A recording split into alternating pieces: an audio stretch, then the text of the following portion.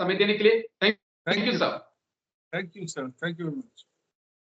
शुक्रिया colonel SS Pathania, शौर्य चक्रा। और साथ ही मैं सर के बारे में बता दूं कि जाने माने डिफेंस एक्सपर्ट हैं, सैनिक समाज पार्टी भी चलाते हैं। तो आज इलेक्शंस को लेकर ही सर मैंने आपसे बात करनी है, क्योंकि 10 साल बाद जम्मू कश्मीर की आवाम अपनी सरकार के लिए वोट करने जा रही है। और ये एक कहें तो बहुत अच्छी और बहुत खुशखबरी है, बहुत अच्छी खबर है ये। लेकिन 2-3 पॉइंट जो अलग अलग एंगल से मैं आपसे समझना चाहूंगा। 18 सितंबर से लेकर 4 अक्टूबर को नतीजे आएंगे, 1 अक्टूबर तक रिजल्ट निकलेंगे, 90 सीटों पर पूरा इलेक्शन होगा। जम्मू कश्मीर तैयार है सर इसके लिए, इलेक्शंस के लिए? देखिए राजेश जी, सबसे पहले तो मैं यूनियन गवर्नमेंट ऑफ इंडिया का उनको कंग्रेचुलेट करता हूँ कि उन्होंने डेमोक्रेसी के अंदर जो लोगों का हक है वो उनको दिया। देर आए लेकिन दुरुस्त आए। दूसरी बात ये है, आपको टोकूंगा, पहले पॉइंट पे टोकूंगा। मुझे लगता है कि हमें सुप्रीम कोर्ट का शुक्रगुजार होना चाहिए, जिसने कहा कि आपको सितंबर में इलेक्शन करवाने ही करवाने हैं, नहीं तो शायद मुझे लगता है कि डिले हो सकता था। माफी के साथ राजेश जी, सुप्रीम कोर्ट का जो डायरेक्शन थी, उनको गवर्नमेंट के पास वो अधिकार था कि अगर होम मिनिस्ट्री उनको रिकमेंड करती कि दैट इलेक्शन के लिए एनवायरनमेंट, सिक्योरिटी की वजह से एनवायरनमेंट कंड्यूसिव नहीं है, तो सुप्रीम कोर्ट के पास कोई ऑप्शन नहीं था, इलेक्शन नहीं होता। तो that is the main reason कि गवर्नमेंट ने ये नहीं किया। और खराब सिक्योरिटी सिचुएशन मेरे हिसाब से होने के बाद भी उन्होंने इलेक्शन अनाउंस कर दिए। मैंने अपनी पार्टी की तरफ से ये डिमांड की थी कि सिक्योरिटी सिचुएशन जो इस समय है, खासकर जम्मू रीजन में, जब तक उसको कंट्रोल नहीं किया जाता, जब तक आपने ये जो एडिशनल फोर्सेस इंडक्ट किए हैं, जिसके अंदर आपके 3000 के करीब सोल्जर्स हैं, 500 कमांडो हैं, दो मैंने ये भी सुना है 2 असम राइफल की बटालियन मणिपुर से यहाँ आ रही है, इन सबको सेट होने में टाइम लगेगा। तो मेरे हिसाब से तो ये इलेक्शन अभी पोस्टपोन होने चाहिए थे, लेकिन अभी गवर्नमेंट का अपना इनपुट्स है, उनके अपने डिसीजन है। तो ये अच्छी चीज है कि लोगों को एक मौका मिल रहा है अपने जो वोट के अधिकार को वो यूज कर रहे हैं। जी, 3 फेज में इलेक्शन होंगे शायद, 2 फेज में, 3 फेज में इलेक्शन, 3 में शायद सर, सितंबर 18 से अक्टूबर 1 तक के चलेंगे, 3 फेज में। 3 फेज। कैसे आप देख रहे हैं, क्योंकि आपने भी कहा कि मिलिटेंसी बहुत ज्यादा बढ़ी हुई है, खासकर जम्मू रीजन में। कश्मीर में हम जम्मू के बनिस्बत देखते हैं कि हालात थोड़े से ठीक लग रहे हैं, और 370 हट चुकी है। कितना फायदा गवर्नमेंट को भी हो सकता है, और ग्राउंड रियलिटी क्या है जम्मू की, जम्मू कश्मीर की 370 को लेकर? राजेश जी, इस समय जो सिचुएशन यहाँ पे चल रही है, हमारा जो सबसे बड़ा दुश्मन है जो इलेक्शन को डिस्टर्ब करना चाहेगा, इसके अंदर अपने फायदे ढूंढने की कोशिश करेगा, वो है पाकिस्तान, जो ISI के थ्रू इसको प्लान कर रहे हैं। जी, अभी जो रिसेंट जो जियोपॉलिटिकल सिचुएशन यहाँ पे चल रही है, उसके अंदर आप देखेंगे बांग्लादेश में क्राइसिस है। ये भी सुनने में आया है कि चाइना और USA वो पाकिस्तान को सपोर्ट कर रहे हैं with a view to marginalize India. तो हमारे जो दुश्मनों की जो संख्या है वो बढ़ती जा रही है। आप अपने हिस्से में देखिए, बांग्लादेश हो जाइए, श्रीलंका, म्यांमार, उसके बाद मालदीव, पाकिस्तान, ये चाइना अपना जो इन्फ्लुएंस है वो बढ़ा रहा है, और उसको बढ़ा वो इसलिए रहा है कि उसके पास पैसे की ताकत है। मैं तो यही प्रार्थना करता हूँ, और मैं बोलता हूँ कि इलेक्शन के दौरान, बिकॉज हमारे पास तकरीबन 12,000 पोलिंग स्टेशन होंगे, क्या हमारे पास इतनी वेयर विद ऑल है कि हम हर एक जगह एक फूल प्रूफ सिक्योरिटी, मैं सिक्योरिटी की बात नहीं कर रहा हूँ, मैं फूल प्रूफ सिक्योरिटी की बात कर रहा हूँ, वो प्रोवाइड कर पाए। और यहाँ पर आपको ये भी पता राजेश जी कि ये वो स्टेट है जहाँ पर हमें सिर्फ पाकिस्तान से खतरा नहीं है, हमारे अपने लोग भी हैं जो गवर्नमेंट के अंदर भी हैं, गवर्नमेंट के बाहर भी हैं। तो अभी इस सिचुएशन के मद्देनजर मेरे को जो लग रहा है कि अगर ये इलेक्शन, मैं प्रार्थना भी करता हूँ भगवान से कि सब कुछ ठीक ठाक हो जाए, उसके बाद ये मेरा जो व्यू है कि जो गवर्नमेंट बनेगी नेक्स्ट, वो गवर्नमेंट होगी जी। पीडीपी, एनसी और कांग्रेस की। इनके ओके। साथ छोटी मोटी पार्टी भी आ सकती हैं, क्योंकि हमारा जो, अगर आप हमारी डेमोग्राफी देखें, हमारी पॉपुलेशन देखें और जो एरिया देखें जहाँ पे जी। हमारी एक only, we are the only Muslim state at the moment. तो बीजेपी ने बिल्कुल पिछली सर। बार कश्मीर में लोकसभा इलेक्शन में अपने कैंडिडेट भी फील्ड नहीं किए थे, तो वो एक किस्म का डिडक्शन देता है। तो मेरे अपने हिसाब से जो मेरी असेसमेंट है, अगर गवर्नमेंट बनेगी तो उनकी बनेगी, BJP will perform good in जी। Jammu but not beyond 20 to 25 seats. Okay, मैं दो तीन पॉइंट आपसे समझना चाहूंगा, क्योंकि आपने तो बहुत बड़ी बात कह दी। ये तो मास्टर स्ट्रोक था, जम्मू कश्मीर की जनता चाहती थी कि 370 हटाया जाए, और प्रधानमंत्री मोदी ने 2019 में इतना बड़ा फैसला लिया, जो अवाम चाहता था 370 हटाया। और आप कह रहे हैं कि कश्मीर में भी मुश्किल है और जम्मू में 20-25 से ऊपर बीजेपी जाएगी नहीं, तो क्या 370 हटा के गलती की बीजेपी ने? मैं आपको बताता हूँ इसमें क्या है कि जम्मू के अंदर टोटल 43 सीट्स हैं, जी। और इनमें से जो पीर पंजाब रेंज की बात करते हैं हम, बनिहाल और रामबन, उसके बाद डोडा, किश्तवाड़, पुंछ, राजौरी, ये एक ट्रेडिशनल बेल्ट है जहां पर एनसी और पीडीपी और कांग्रेस अच्छा करती रही। तो वो ओके। अभी जो होने, वही सिचुएशन इस समय रिपीट होगी, क्योंकि बीजेपी के खिलाफ लोगों में रोष भी है, जी। उनकी लीडरशिप के खिलाफ लोगों में रोष है।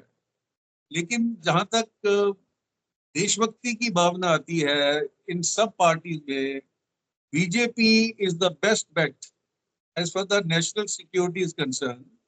और अगर कल को ये लोग पावर में आ जाते हैं, मैं बात कर रहा हूँ जी। एनसी, पीडीपी और कांग्रेस की, तो पिछले 70 साल से जम्मू के रीजन के लोगों को जो अपना हक नहीं मिला था, उनके साथ डिस्क्रिमिनेशन हुआ था, सप्रेशन हुआ था, एक्सप्लॉइटेशन हुआ, that game will continue irrespective. कि हमारे जो लेफ्टिनेंट गवर्नर साहब को उन्होंने असीम पावर दे दी है इसी को विजुलाइज करते हुए। लेकिन गवर्नमेंट जो बनेगी वो पांडिचेरी की लाइन पे बनेगी, जिसमें 10-12 मिनिस्टर होंगे, एक चीफ मिनिस्टर होगा, but the calls will be shot by the lieutenant governor. तो that is okay, good in national interest. दो तीन पॉइंट और मुझे समझाइएगा आपने, क्योंकि बड़ी इंटरेस्टिंग बात की। मैं भी पिछले 3-4 महीनों से जम्मू में ही हूं और तमाम लोगों से मिलता रहता हूं। नाराजगी तो बीजेपी को लेकर जम्मू के लोगों में भी है, लोग ये कहते हैं, और कई लोग मुझसे कह चुके हैं कि 370 का नुकसान कश्मीर को नहीं हुआ, 370 का नुकसान हमें हुआ। बोला यहाँ पे बागड़ी आके बस के, बोला जो काम हम किया करते थे और जिस काम, उस काम को बोला आज बागड़ी आकर हमसे आधे रेट पे कर रहे हैं। बोला वो कह रहे हैं देखिए कि हमारी कोई, सर सुन लीजिए, कोई भी बोला जो कश्मीर में जाके जमीन नहीं खरीद रहे, बोला आके जम्मू में बाहर के लोग जमीन खरीद रहे हैं, हमारे उद्योग धंधे खत्म हो रहे हैं, बोला हमारा काम खत्म हो रहा है। बोला अब एक एक सज्जन मिले, बोला बोला इन्होंने तो आके बिजली महंगी कर दी। बोला मेरा इतना बिल आ रहा है कि मैं बिजली चलाता हूं तो मुझे लगता है कि चलाऊं या बंद करके बैठ जाऊं। सर जी, आप बिल्कुल ठीक कह रहे हैं। इनका जो मैनेजमेंट रहा है, स्मार्ट मीटर, उसके बाद इनका ये ट्रायल, हिट एंड ट्रायल करते हैं, कोई पायलट प्रोजेक्ट नहीं चलाते हैं। तो बिजली और स्मार्ट मीटर के मामले में गवर्नमेंट पूरी तरह से फेल रही है। जी। पंजाब और दिल्ली में अगर आप देखेंगे, फ्री बिजली के बावजूद भी वहाँ 23 से 24 घंटे लाइट रहती है, और यहाँ की जो हालत है पैथेटिक है, क्योंकि जी। कोई कंट्रोल नहीं है, कोई अकाउंटेबिलिटी नहीं है।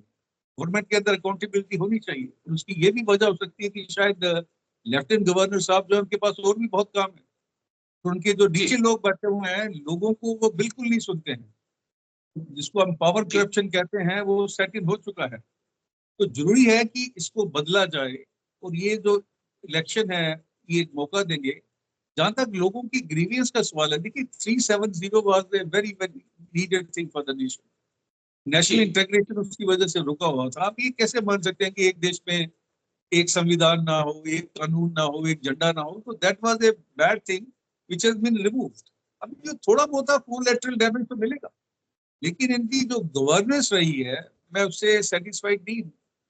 लोगों को, ओके। और खासकर जो जम्मू रीजन के लोगों को, इन्होंने एड्रेस नहीं किया है, तो मैंने तो अभी अपनी आज डिमांड रीट्रेट कर दी है कि एक अच्छी गवर्नेंस के लिए, लोगों के वेलफेयर के लिए और ऑलराउंड डेवलपमेंट के लिए we need to have a separate Jammu state और यूनियन टेरिटरी। एक स्टेट आपने एक बड़ी अहम बात कही, 2 पॉइंट थोड़ा सा दीजिएगा मुझे, जिसका जवाब मुझे चाहिए होगा। जिस प्रकार से लेफ्टिनेंट गवर्नर की पावर जो है बढ़ाई गई है, क्या मुख्यमंत्री पर कुछ वैसे ही कंट्रोल होगा जैसे केजरीवाल पर दिल्ली में कंट्रोल है? क्या मतलब मुख्यमंत्री एक चुने हुए सीएम से जो लेफ्टिनेंट गवर्नर है वो ज्यादा पावरफुल होंगे?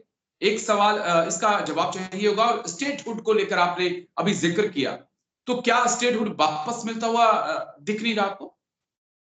मैंने स्टेटहुड रेस्टोरेशन का जिक्र नहीं किया राजेश जी, मैं सेपरेट जम्मू, सैनिक समाज पार्टी की डिमांड है कश्मीर को आप यूटी बना दें और जम्मू जम्मू जम्मू को आप सेपरेट यूटी या स्टेट बनाएं, क्योंकि हमारे पास जो एरिया है वो तकरीबन दोनों को अगर हम मिला लेते हैं वो 42,000 स्क्वायर किलोमीटर है। तो जम्मू में जो एरिया है वो 26,000 स्क्वायर किलोमीटर है। तो जम्मू की जो पॉपुलेशन होगी वो तकरीबन 70 लाख के करीब होगी इस समय।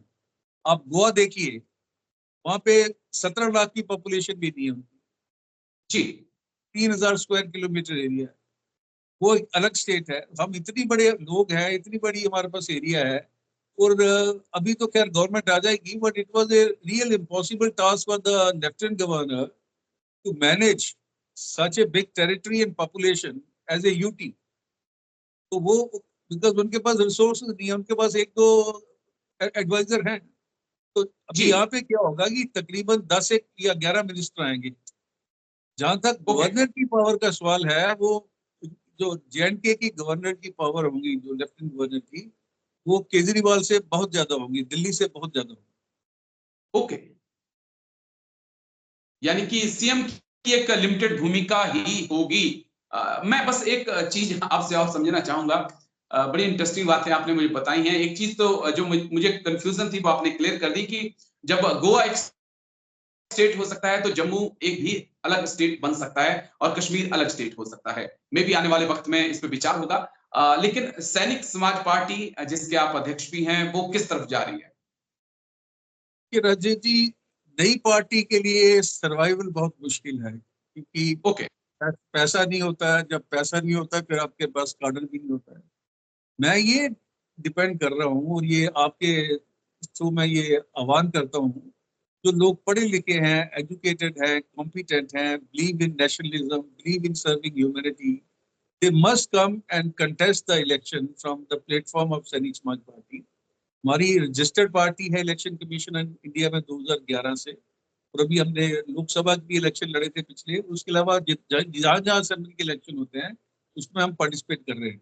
लोगों की सहयोग के बगैर नई पार्टी को आना मुश्किल होता है, और आप you are facing the challenge with the establish party. तो ये चांस ले रहे हैं, लेट्स से लोगों में कोई चमत्कार हो जाए और कुछ लोग जो है वो हमारे सहयोग दें। But I am confident at the moment कि असेंबली इलेक्शन में will be certainly in a position to field some good candidates. और जरूरी भी है कि एक चीज और भी बहुत सच आपने कहा कि राजनीति जो है, इलेक्शन जो है वो पैसे का खेल है, और फौजियों के पास इतने पैसे नहीं होते हैं। लेकिन कभी-कभी दिल होता है कि हमारे फौजी आगे निकलें। बस एक जवाब दे दीजिए, क्योंकि फौजी जो रिटायर्ड फौजी हैं वो राजनीति में इतना इंटरेस्ट क्यों नहीं लेते हैं? आप एक एग्जांपल हो सकते हैं वेरी बाकी लोग। जी राजेश जी, मैं आपका सवाल समझ गया। It's a very interesting question, जिसके ऊपर मैं भी बहुत दिनों से सोच विचार करता रहा हूँ। अभी मैं आपको वजह बताता हूँ। अगर आप यूएसए का मॉडल देखें, क्योंकि आप प्रेसिडेंट देख लीजिए, वाइस प्रेसिडेंट देख लीजिए, सेनेटर्स देख लीजिए, कांग्रेसमैन देख लीजिए, मेजोरिटी ऑफ देम किसी ना किसी टाइम उन्होंने फौज या आर्म फोर्सेस में नौकरी की। हमारे यहाँ देख, अभी इस समय आप उंगलियों पे गिन सकते हैं, मैं बोलता हूँ कि 5 उंगलियों पे नहीं, एक ही उंगली पे गिन सकते हैं कि कितने फौजी जो है इस समय हमारे एमपी हैं। यहाँ पे क्या सिस्टम है कि ये हमारा जो पॉलिटिकल सिस्टम है, पंजाब का इलेक्शन में किसी भी पार्टी ने, मैं किसी पर्टिकुलर पार्टी का नाम नहीं ले रहा, किसी भी पार्टी ने किसी भी आर्म फोर्सेस के वेटरन को टिकट नहीं दी। हमारी पार्टी ने पिछले जो लोकसभा इलेक्शन में है, हमने 6 कैंडिडेट फील्ड किए थे एमपी के लिए, जो आर्मी से थे या उनकी आर्मी बैकग्राउंड थी। गवर्नमेंट जो है या कोई भी पॉलिटिकल पार्टी फौजियों को आगे लाना नहीं चाहती, क्योंकि एक फौजी जो है, ये आप मान के चलिए कि कितना भी खराब हो, वो एक सिविलियन से बहुत ज्यादा अच्छा होगा where it comes to nationalism and patriotism. Retirement के बाद लोग बदलते हैं, लेकिन फिर भी जो है वो सिविलियन से बहुत ऊपर रहते हैं। अभी दूसरी बात यह है कि फौजी क्यों नहीं राजनीति में आना चाहता, उसकी एक वजह है।